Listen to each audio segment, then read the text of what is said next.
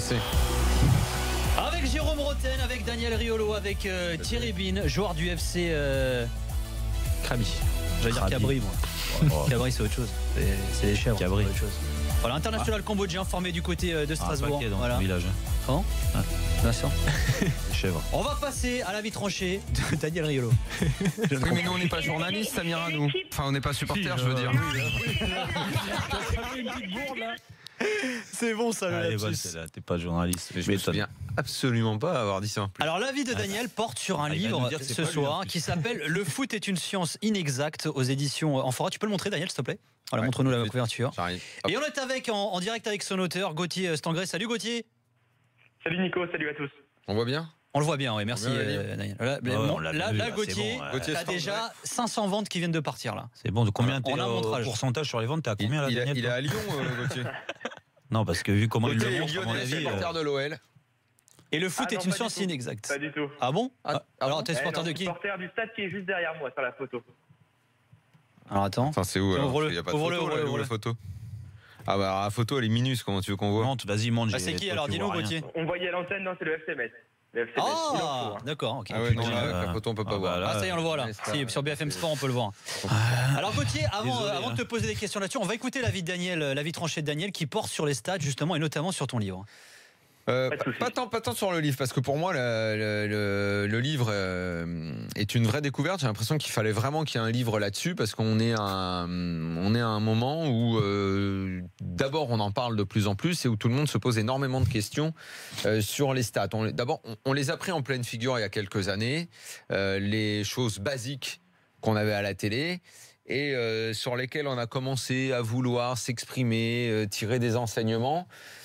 Alors que très vite, et ça a été mon premier avis concernant cette question, je pensais que ça ne servait pas à grand-chose.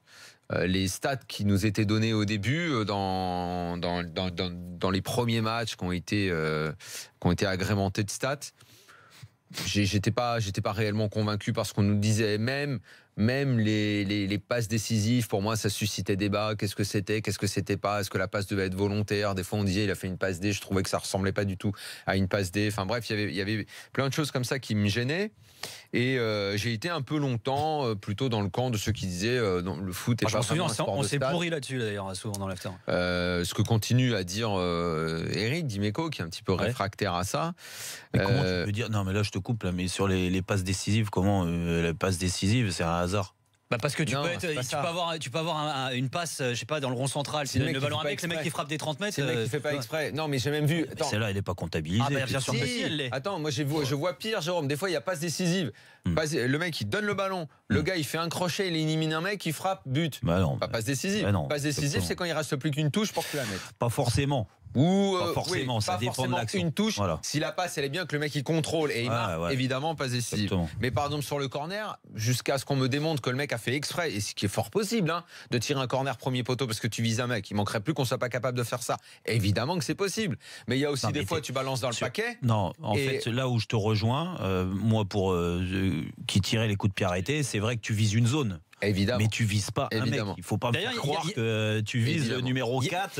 Non, Il y a mais un c'est sondage vrai. sur le compte Twitter de l'After. Que pensez-vous des stats dans le foot? 48% pour l'instant répondent ça ne sert à rien. 52% c'est super instructif. Donc, Alors. je te laisse poursuivre. Ça ne sert pas à rien, c'est faux. Et ces derniers temps, justement, ce qui a pu, non pas me faire changer d'avis, en fait, ce qu'il fallait, c'était juste qu'on arrive à expliquer mieux les choses. Et que peut-être on donne aussi d'autres stats. Parce que longtemps, moi, j'ai pensé que c'était une sorte de gadget. On te mettait ça là parce qu'en gros, on n'avait plus grand-chose à dire quand tu commentais. Dire, ah, dis donc, t'as vu là. Alors, la première qui a fait énormément parler, c'était celle de la possession.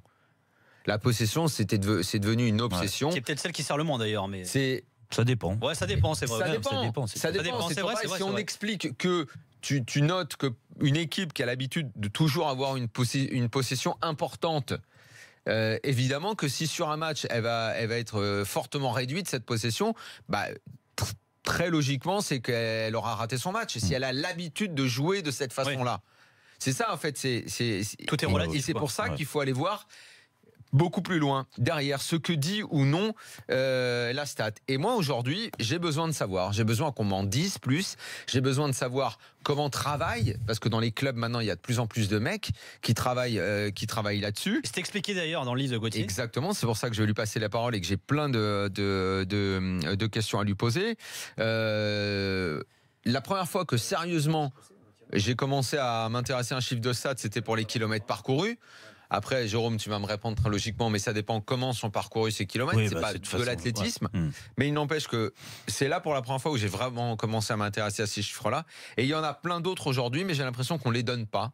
On a l'impression qu'il y a certaines stats qui sont un peu privatisées pour les clubs et pour ceux qui veulent bien les comprendre et prendre le temps de déchiffrer. Même certaines choses dans le mercato sont faites à travers ces stats qu'on ne connaît pas. On a dans la maison quelqu'un qui s'appelle Damien Comely qui sait... Oui. Qui sait Julien Momont qui sera avec nous tout à l'heure, il est complètement taré de ça aussi. Exactement. Quand tu regardes même l'histoire du... Comment s'appelle il va m'aider, Gauthier. Moneyball, l'histoire de Billy Bean. Voilà, t'as vu, j'ai même pas besoin de le dire, tu m'as tout de suite compris. C'est pas un truc entre nous tous. Tu regardes ça, le cachet doit être énorme. Et bêtement, tu dis, non mais c'est du baseball, c'est un sport américain, ça n'est pas applicable à un autre sport. C'est bête. C'est bête, tu peux pas dire de ça de façon aussi simple. Il doit forcément y avoir des choses à prendre et des choses intéressantes derrière tout ça. C'est ce que Gauthier explique dans son bouquin. Merci, et Daniel. maintenant peut-être à travers nos questions. Alors vas-y, pose-lui ta question alors. Pas de souci. Alors Gauthier, on va commencer par un truc qui va peut-être te sembler tout con, mais qu'est-ce que toi tu appelles une stat? C'est quoi une stat? Une data? Le chiffre? Comment tu le prends toi de façon brute comme ça? Est-ce qu'on peut donner une définition déjà? Disons que une data, on définit plutôt ce terme comme une unité d'information, soit une composante vraiment élémentaire d'une information. Mais ce qui est intéressant, c'est la manière dont on va les interpréter pour obtenir quelque chose de plus profond, obtenir une information. C'est ça qu'on appelle vraiment des statistiques. Donc on va passer de la donnée à l'information en connaissant le contexte. Et ensuite, on passera à l'information, de l'information à la connaissance lorsqu'on aura compris l'information. Je ne sais pas si c'est clair, mais disons que en général, surtout dans le football, les datas résultent la plupart du temps de mesures.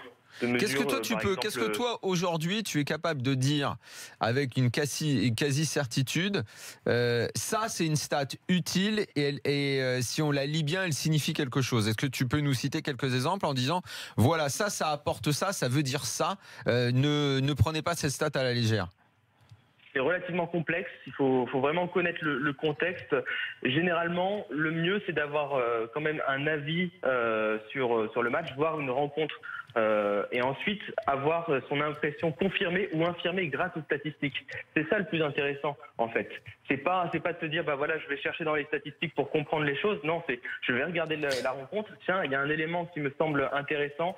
Un joueur qui se démarque par exemple parce qu'il réussit un nombre de passes important. Ben ensuite on peut aller voir ses passes, on peut aller voir son taux de passes réussi.